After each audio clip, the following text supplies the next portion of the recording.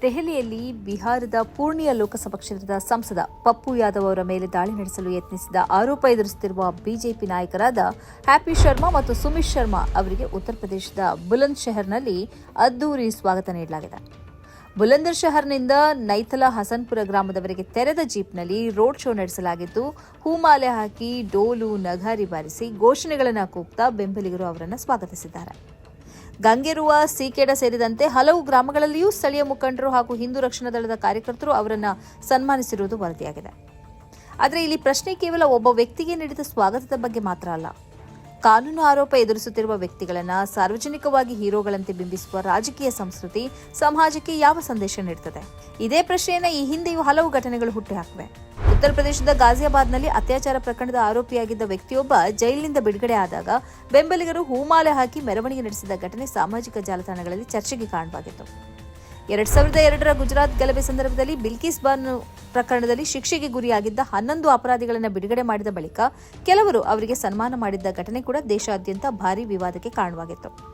ಗೌರಿ ಲಂಕೇಶ್ ಹತ್ಯೆ ಪ್ರಕರಣದ ಆರೋಪಿಗಳು ಜಾಮೀನಿನ ಮೇಲೆ ಬಿಡುಗಡೆ ಆದ ಸಂದರ್ಭದಲ್ಲಿ ವಿಜಯಪುರದಲ್ಲಿ ಅವರಿಗೆ ಹೂಮಾಲೆ ಹಾಕಿ ಸನ್ಮಾನಿಸಿದ ಘಟನೆ ಕೂಡ ಇದೇ ಚರ್ಚೆಯನ್ನು ಹುಟ್ಟುಹಾಕಿತ್ತು. ಇದೀಗ ವಿದ್ಯಾರ್ಥಿ ಸಂಘಟನೆ ಎಐಎಸ್ಎಗೆ ಸಂಬಂಧಿಸಿದ ಬೋರಾ ಮೇಲೆ ಕಪ್ಪು ಶಾಯಿ ಎರಚಿದ ಆರೋಪದ ಘಟನೆಗೂ ಕೆಲವರು ವೈಭವದ ರೂಪ ನೀಡುತ್ತಿರುವುದು ಮತ್ತೊಂದು ಚರ್ಚೆಗೆ ಕಾರಣವಾಗಿದೆ. ಯಾವುದೇ ವ್ಯಕ್ತಿ ಅಪರಾಧಿ ಎಂದು ನ್ಯಾಯಾಲಯ ಅಂತಿಮವಾಗಿ ತೀರ್ಪು ನೀಡುವವರೆಗೆ ಅವರನ್ನು ಅಪರಾಧಿ ಎಂದು ಕರೆಯಲು ಸಾಧ್ಯವಿಲ್ಲ. ಆದರೆ ಆರೋಪ ಎದುರಿಸುತ್ತಿರುವ ವ್ಯಕ್ತಿಯ ಕೃತ್ಯವನ್ನು ಖಂಡಿಸುವ ಬದಲು ಅದನ್ನೇ ಶೌರ್ಯ ಅಥವಾ ಹೀರೋಯಿಸಂ ಆಗಿ ಪ್ರದರ್ಶಿಸುವುದು ಪ್ರಜಾಪ್ರಭುತ್ವದ ಆರೋಗ್ಯಕ್ಕೆ ಅಪಾಯಕಾರಿ ಅಂತ ಸಂದೇಶ ನೀಡಬಹುದು. ರಾಜಕೀಯ ಸಂಘಟನೆಗಳು ಯುವಕರನ್ನ ಸಾಮಾಜಿಕ ಸಮಸ್ಯೆಗಳ ಕುರಿತು ಚಿಂತಿಸುವಂತೆ, ಸಂವಿಧಾನ ಮತ್ತು ಪ್ರಜಾಪ್ರಭುತ್ವದ ಮೌಲ್ಯಗಳನ್ನು ಅರ್ಥ ಮಾಡಿಕೊಳ್ಳುವಂತೆ ಪ್ರೇರೇಪಿಸಬೇಕೇ, ಅಥವಾ ಎದುರಾಳಿ ಪಕ್ಷ, ಸಮುದಾಯ ಅಥವಾ ಸಂಘಟನೆಯ ವಿರುದ್ಧ ದ್ವೇಷ ಬೆಳೆಸುವ ರಾಜಕೀಯವೇ ಯುವಕರನ್ನ ಸೆಳೆಯಬೇಕೆ? ಯುವಕರ ರಾಜಕೀಯ ಭಾಗವಹಿಸುವಿಕೆ ಪ್ರಜಾಪ್ರಭುತ್ವಕ್ಕೆ ಅತ್ಯಗತ್ಯ. ಆದರೆ ಅದು ದ್ವೇಷ, ಹಿಂಸೆ ಮತ್ತು ಅಂಧ ಬೆಂಬಲದ ರೂಪ ಪಡೆದರೆ ಅದರ ಪರಿಣಾಮವನ್ನು ಎದುರಿಸುವುದು ಕೊನೆಗೆ ಸಮಾಜವೇ. ಇಂದು ಯಾರನ್ನೋ ರಾಜಕೀಯ ಉದ್ದೇಶಕ್ಕಾಗಿ ಬಳಸಿಕೊಂಡು ಹೀರೋ ಮಾಡಬಹುದು. ಆದರೆ ನಾಳೆ ಅದೇ ಯುವಕ ಕಾನೂನು ಸಮಸ್ಯೆಗೆ ಸಿಲುಕಿದಾಗ ಸಂಘಟನೆಗಳು ಅಥವಾ ರಾಜಕೀಯ ನಾಯಕರು ಅವನ ಜವಾಬ್ದಾರಿ ಹೊರುತ್ತಾರೆಯೇ ಎಂಬ ಪ್ರಶ್ನೆಯೂ ಮುಖ್ಯ. ಅಧಿಕಾರದ ರಾಜಕೀಯಕ್ಕಾಗಿ ಬಿಜೆಪಿ ಯುವ ಸಮುದಾಯವನ್ನು ದ್ವೇಷದ ರಾಜಕಾರಣದತ್ತ ತಳ್ಳುತ್ತಿದೆಯೇ? ಯುವಕರ ಭಾವನೆಗಳನ್ನು ಬಳಸಿಕೊಂಡು ಅವರನ್ನು ರಾಜಕೀಯ ಕಾಲಾಳುಗಳನ್ನಾಗಿ ಮಾಡಲಾಗ್ತಿದೆಯೇ ಎಂಬ ಪ್ರಶ್ನೆ ಎದುರಾಗ್ತದೆ. ಆದರೆ ತಾವು ಬಳಸಲ್ಪಟ್ಟಿದ್ದೇವೆ ಎಂಬ ಅರಿವು ಯುವಕರಿಗೆ ಮೂಡುವಷ್ಟರಲ್ಲಿ ಕಾಲ ಮೀರಿರಬಹುದು.